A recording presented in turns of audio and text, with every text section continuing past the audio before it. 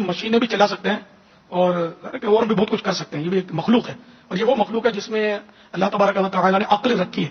ان میں عقل ہوتی ہے. جانور جس طرح جانور میں بالکل عقل نہیں ہوتی نا, ان میں عقل ہوتی ہے. اور یہ مکلف بھی ہیں, کافر بھی ہوتے ہیں, مسلمان بھی ہوتے ہیں, ان میں سنی بھی ہوتے ہیں, غیر سنی بھی ہوتے ہیں, ہر طرح کے ہوتے ہیں. تو یہ مشینیں وغیرہ چلا تو سکتے ہیں, اور فون پر بات بھی کر سکتے ہیں. آپ نے کبھی فون پہ بات کی ہے؟ ایک بار یہ اپنا ہوا تھا یہاں فیضان مدینہ میں ہی سے بات کی تھی اعتکاف کے دنوں میں.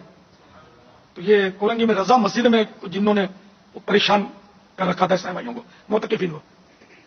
تو اب اس پر یہ کہ اسلامی بھائیوں نے ترکیب بنائی اور فون پر تو کسی پر جن آیا ہوا تھا, اس میں 2 جن آئے ہوئے تھے, 2 پر. تو وہ فون پر بات کروائی میری. تو وہ بڑا عجیب و غریب وہ آوازیں نکال رہے تھے. اس وقت تو اپنا مدنی چینل تو تھا نہیں, نہ کوئی وہ سسٹم ایسا تھا جو اس کی آواز ریکارڈ کی جا سکتی. بہت سارے ہوئے اس کو. وہ بہت ہی بدی کر کے وہ اس طرح کی باتیں کر رہے تھے انداز میں. تھوڑی وہ ٹیڑھی باتیں کی اس نے, یا تو میں نے اس کو ڈانٹا تھا تو پھر تھوڑا سنبھل گیا. اور خیر تو میں نے کہا کہ تم ان کو تنگ کرنا چھوڑ دو.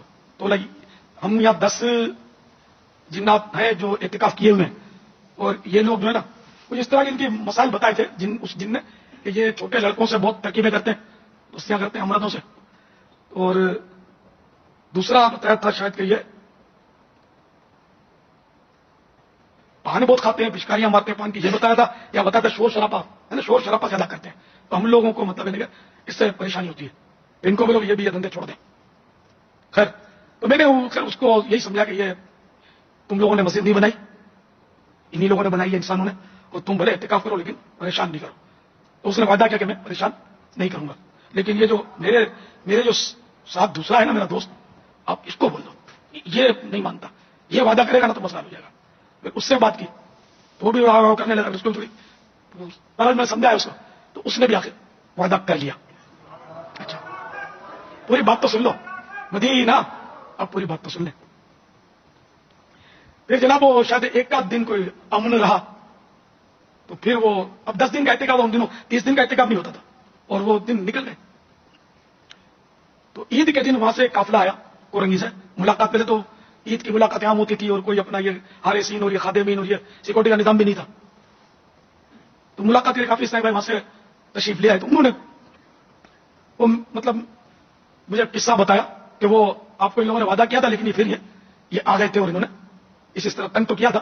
پھر آپ نے بھیج دیا تھا جن, ابھی شور نہیں کرنا, پہلے پوری بات سن لینا. آپ نے جو جن بھیجا نا, پھر اس نے ان کو مار مار کے بھگا دیا. اور ایک کے پیٹ میں درد تھا, تو اس نے مطلب دم کیا تو پیٹ کا درد دور ہو گیا. پھر ایک نے چشمہ پہنا ہوا تھا, یہ چشمہ والا میرے سامنے ساتھ لے آئے تھے, بولا یہ اس نے چشمہ پہنا تھا, اب اس کے آنکھوں میں چشمہ نہیں تھا, بولا چشمہ پہنا تھا. تو اس کو وہ تمہارے جن نے بولا چشمہ اتار دے, کچھ نہیں ہے جا. تو بولے اس کی آنکھوں کے نمبر ختم ہو گئے, اب وہ آنکھیں صحیح اس کی.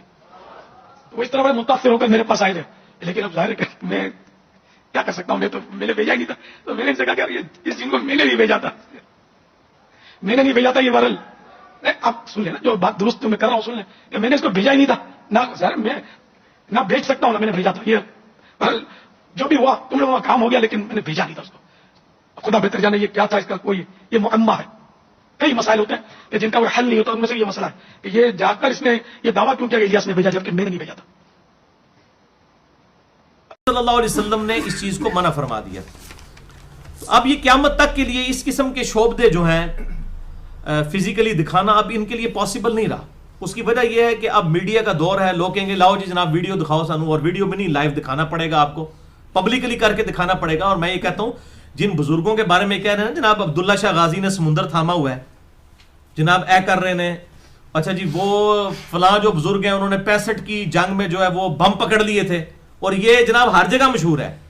وہ کہتے ہیں لاہور کے راوی کا پل جو ہے وہ علی بن عثمان اجویری نے بچایا, اچھا جی جیلم دا پل سلمان پارس نے بچایا, فلانا پل جڑا امام علی الحق نے سیالکوٹ والا پل بچایا. او بھائی میرے, میں کہنا ہوں کیوں نہیں بچاندے, 5 ملک ساڑھے ختم کرتے ہیں کافرہ نے. شام ختم کر دیا انہوں نے, افغانستان ختم کر دیا انہوں نے, عراق انہوں نے ختم کر دیا, ٹھیک ہے, فلسطین ختم کر کے رکھ دیا, مصر کا بیڑا ڈوب کے رکھ دیا, پاکستان کا بیڑا غرق کر دیا. اب بزرگ کدھر ہیں, اب یہ کیوں نہیں بڈھے ہو گئے نے, یہ نہیں پڑھا جاتا. سب کا سب جھوٹ ہے, نہ پہلے کبھی ہوا. بھائی میرے समुंदर कोई अपना पेशाब नहीं रोक सकता।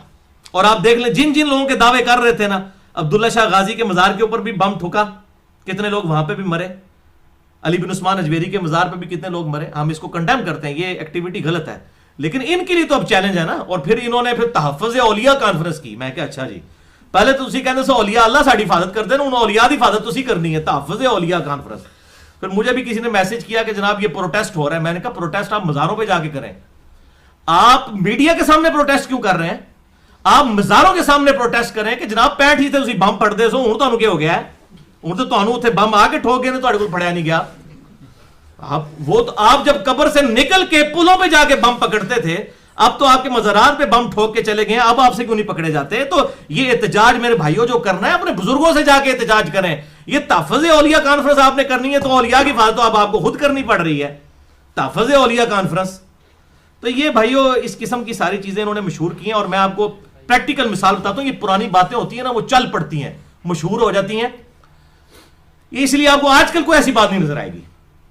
मैं आपको अपने जेरम शहर का बताता हूं, यहां से तकरीबन 1 किलोमीटर के फासले पे, जहां पे डॉक्टर उमर साहब का घर है, सलमान पारस मजार है दरिया के किनारे। 1992 में यहां आपको पता है कितना बड़ा सैलाब आया, यानी वो जेलम की तारीख का सबसे बड़ा सैलाब था, उसके अंदर कितनी तबाही हुई। और उसमें ये इधर जनाब आप जेलम में जितने लोग जो है ना उनके अंधे किस्म के मोतकिद बने हुए हैं, वो कहते हैं जनाब वो जी सलमान पारस पानी नहीं बढ़िया, उसे पानी नहीं बढ़िया जी, उत्तू लंघ गया साइड तो पानी उधर बीच नहीं बढ़ा। हालांकि मैं वो उन बंदों में शामिल हूं जिन्होंने खुद कीचड़ साफ की थी उस मजार की। उस वक्त हम रोजाना ही वहां मजार पे जाया करते थे, हम भी उस पार्टी में शामिल थे। अब मैंने तो खुद कीचड़ साफ की हुई है, लेकिन और वो कीचड़ के निशान तकरीबन 4-5 फुट तक उस पूरे मजार के अंदर दीवारों पे 6-7 महीने तक रहे, उसके बाद सफेदी किसी ने करवाई है। पूरी कब्र कीचड़ में भरी हुई थी, लत-पत थी, सारी सफाई की, लेकिन अब इनसे पूछे कहते जनाब उसे पानी नहीं सी बढ़ा, और पाई कीचड़ बढ़ा सी उठे, मैं साफ किया है। चलो मैं तो उस वक्त उस पार्टी में था ना, मैं तो कोई नेगेटिव भी नहीं था कि आप कहेंगे मैंने कोई चश्मा लगाया हुआ था। तो इसकी, लेकिन अब आप देख लें इस किस्म की सारी बातें इन्होंने मशहूर कर दी हैं। लेकिन अब इंशाअल्लाह ताला जियो न्यूज की बरकत से, ARY न्यूज की बरकत से, एक्सप्रेस, दुनिया, समा टीवी, CNN, BBC की बरकत से अब क़यामत तक कोई बुजुर्ग इस तरह कारनामा नहीं करके दिखा सकेगा, क्योंकि सब की सब चीजें पहले भी ढकोसला और झूठ चल रहे थे और अब भी इस किस्म से चल रहे हैं। और फिर